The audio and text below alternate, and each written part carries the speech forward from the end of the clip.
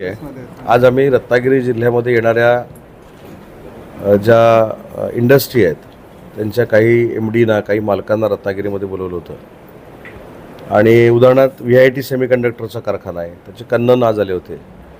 निबे डिफेन्समध्ये जे आहेत त्यांचे गणेश निबे आज आले होते. त्याच्यानंतर योगेश जिंदल जे आहेत योगेश मंदार ते पण आले होते आणि काही नवीन होते, काही जुने जे आमच्यावर MOU झाले ते सगळे MD आलेले होते.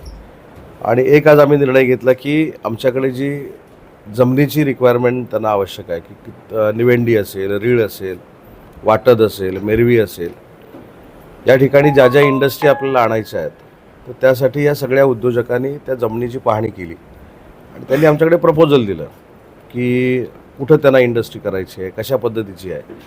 परंतु पहिल्यांदाच मला सांगायचं आहे की जी इंडस्ट्री येते ती प्रदूषण विरहित आहे. त्याच्यामुळं पहिला जो मुद्दा चक्रदेव साहेब असतो की आता आल्यानंतर काय होईल, कुठचा वायू सुटेल, काय होईल, असं काहीच नाही. हे सगळ्या ग्रीन प्रोजेक्ट आहेत. त्याच्यामुळं ती चिंता करण्याची काही आवश्यकता नाही.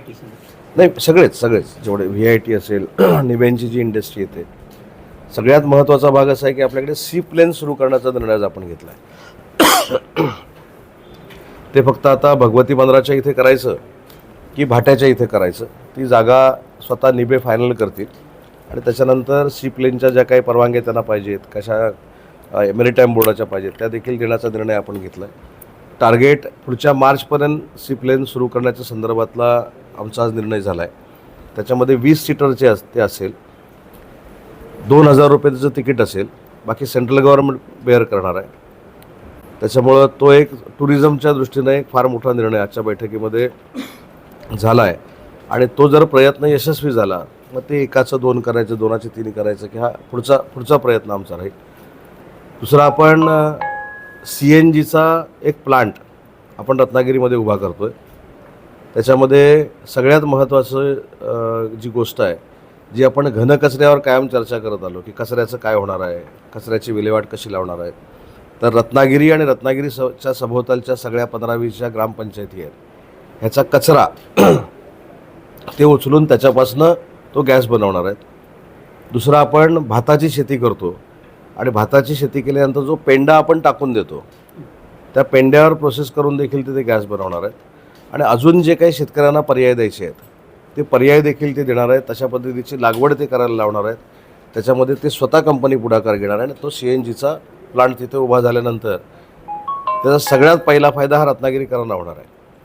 कारण मागच्या वेळी जो काय आपला सगळा युद्धाच्या निमित्तानं कशी अडचण झाली तुम्हाला देखील माहिती आहे, पण हे गॅस मॅन्युफॅक्चरिंगच इथं असल्यामुळं ती आपली अडचण दूर होईल आणि कमी किमतीमध्ये आपल्याला गॅस मिळेल. हा एक प्रोजेक्ट इथं होतो आहे. शिप बिल्डिंगचा एक प्रोजेक्ट होतो आहे निबेंचाच. त्याच्यासाठी तरी 2 जागा आता वाटद आणि मेरवी अशा 2 जागा सिलेक्ट केलेल्या आहेत. त्याच्यामध्ये जी फायनल होईल ती जागा आपण घेऊन पुढे जाऊ. आणि तिसरा प्रोजेक्ट जो आहे तो ग्रीन स्टील प्रोजेक्ट हा करण्याचा प्रयत्न, एक त्यातला प्लांट राजापूर मतदारसंघामध्ये आणि एक प्लांट जो आहे तो रत्नागिरी मतदारसंघामध्ये. पण ह्याच मतदारसंघामध्ये का, तर त्यांना तिथनं समुद्र देखील जवळ लागतो. हे त्यांना एक्सपोर्ट करायचं असेल किंवा काय करायचं असेल तर हे देखील 2 ग्रीन प्रोजेक्ट आहेत. ते दोन्ही मिळून 7,500 कोटीची, म्हणजे उदाहरणार्थ भंगार झालेल्या गाड्या आहेत, भंगार आपला जो असतो स्टील भंगार असतो त्याच्यावर प्रक्रिया करून स्टील तयार करणं, हे ते प्रोजेक्ट आहेत. त्याच्यामुळं तशा प्रोजेक्टसाठी देखील 7,500 कोटीची इन्व्हेस्टमेंट रत्नागिरीमध्ये करण्याचा निर्णय त्या इंडस्ट्रियलिस्टने घेतलेला आहे. VIT सेमीकंडक्टरच्या बाबतीमध्ये आज आम्ही त्यांना असं प्रपोजल दिलं की तुम्हाला सध्या आवश्यक असलेली जागा तुम्ही वापरा आणि तिथे तुम्ही प्लांट तयार करा. त्यांनी सांगितलं की पुढच्या 2 महिन्यामध्ये आम्ही इन्फ्रास्ट्रक्चरला सुरुवात करणार आहोत. तर अशा पद्धतीनं जिल्ह्यामध्ये येणारे जे प्रोजेक्ट आहेत त्यांची सद्यस्थिती काय आहे हे बघण्यासाठी प्रधान सचिव साहेब देखील आले होते आणि आमचे CO साहेब देखील आले होते. त्यांना आत्ता जेवढी जागा लागणार आहे तेवढ्या जागेमध्ये त्यांनी प्लांट सुरू करावा. ॲडिशनल जागा आम्ही त्यांना रत्नागिरीमध्ये देतो म्हणून सांगितलं आहे. पण त्याच जागेमध्ये एका नवीन इंडस्ट्रियलिस्टनं जागा मागितली की तो प्रोजेक्ट आपल्याकडे 1 वर्षामध्ये सुरू होऊ शकतो आणि म्हणून त्यांच्यामध्ये जे कॉम्प्रोमाइज करायचं होतं ते देखील आज आम्ही कॉम्प्रोमाइज केलं. त्याची सगळी जबाबदारी CO साहेबांनी घेतलेली आहे. नवीन कोणती कंपनी मी सांगितलं CNG गॅसचा मोठा प्रकल्प जो येतोय सर ते CNG गॅस प्रकल्पामध्ये जे जो हे कचरा ते काय बनआउट करतात, हां काय प्रोसिजर काय असते? कचऱ्याची विल्हेवाट लावतात. नाही नाही, त्याला अनारोबिक डायजेशन म्हणतो. डायजेस्टर असतात केस, दोन तरीके असतात ॲक्च्युअली. डायजेस्टर असतात ते, त्याच्यामध्ये जो वेस्ट निघेल नंतर ते रेसिड्युअल बेसिकली म्हणजे आपण म्हणतो ना रिडक्शन वेस्ट असतं, त्याला पुन्हा ऑक्सिडेशन करून पुन्हा ते मेन्युअर म्हणून जाईल. पण गॅसचं पुन्हा स्क्रबिंग करून जो सल्फेट जो असतो त्याला स्क्रब करून त्याला 99 जो प्युरिटी जो आपला भेटते नॉर्मल जो कुकिंग गॅस तसं करून प्रेशराईज करून म्हणजे कंप्रेस करून घेतो completely green. C प्लेनची company निबे. CNG प्रोजेक्टसाठी जो कचरा लागणार आहे तो नेमका कशा प्रकारचा कचरा असेल? नाही, त्यांनी आता चर्चा करत असताना सांगितलं की जेवढा कचरा आहे त्याच्यामध्ये बायफर्केशन त्या प्लांटमध्ये ते करतील, कुठचा कचरा घ्यायचा कुठचा कचरा नाही घ्यायचा. पण मला असं वाटतं की ही नॅचरल प्रोसेस आपण अनेक वर्षापूर्वी करून बघितलेली आहे गोबर गॅसमधनं, बरोबर आहे. त्याचीही ॲडव्हान्स टेक्नॉलॉजी असणार आहे असं माझं वैयक्तिक मत. कारण मी ज्यावेळी बरोबर असेल मी ज्यावेळी आता परवा शिर्डीला त्यांचा तो प्लांट बघितला, तो पहिली गोष्ट सेफ्टी आहे प्रचंड, त्याच्यामुळे घाबरण्याचं काहीच कारण नाही. आणि दुसरी महत्त्वाची गोष्ट की आपली पण गॅसची रिक्वायरमेंट जी आहे ती त्याच्यातनं पूर्ण होऊ शकते. हा झाला CNG मध्ये लागणारा जैविक कचरा, आपण त्याला जैविक किंवा ओला कचरा म्हणतो.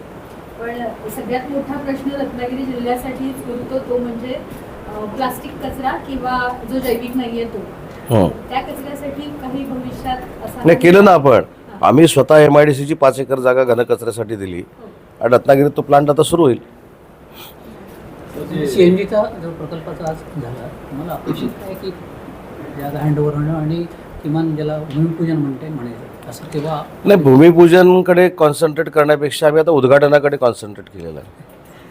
भूमिपूजन होत राहतात, त्याच्यातनं आउटपुट. जसं कोका कोलाचं भूमिपूजन आम्ही केलं नाही पण डायरेक्ट लोकार्पण सोहळा केला, तशाच पद्धतीनं काही इंडस्ट्री ही भूमिपूजन करत बसण्यापेक्षा डायरेक्ट लोकार्पण जर झाला तर त्याच्यातनं रोजगार निर्मिती होते. आणि अजून एक महत्त्वाची गोष्ट सांगतो की जी कुशवासाहेबांच्या डोक्यातनं एक संकल्पना आली होती की जिल्हा गुंतवणूक परिषद आम्ही गेली 3-3.5 वर्ष करतो. तर आपण फक्त एक जर MIDCमध्ये रत्नागिरीच्या फेरी मारली तर तुमच्या एक लक्षात येईल की आपण ह्या मोठ्या प्रोजेक्टवर बोलतो, पण 15 कोटी 20 कोटी 30 कोटी 100 कोटी असे किती प्रोजेक्ट हे रत्नागिरीमध्ये ह्या वर्षभरामध्ये झालेत. परवा मी मुद्दाम गेलो होतो, पर मागच्या दौऱ्यामध्ये मी नवीन इंडस्ट्री कुठं झालेली आहे, नवीन इंडस्ट्रीमध्ये आम्ही कुठं प्लॉट दिलेला आहे, तर ती देखील गुंतवणूक जवळजवळ मागच्या वर्षात 650 कोटी रुपयाची झाली. ही आपल्या नजरेत येत नाही, पण ती स्थानिकांनी केलेली गुंतवणूक आहे. आता गदरे जे गुंतवणूक करतायत त्यांचा काय MOU आणि आम्ही करत बसलो नाही, पण गदरेंची गुंतवणूक जवळ 1,500 कोटीची आहे. ही कुठं आपल्याला लक्षात येते. त्याच्यामुळं एम्प्लॉयमेंट जनरेशनसाठी जे जे काय आपल्याला करावं लागेल ते आम्ही MIDC म्हणून करणार आहोत. सर सी प्लेनचा जो विषय सांगितला तो कुठून कुठे कसं राहणार आहे? नरिमन पॉईंट ते रत्नागिरी गेटवे गेटवे.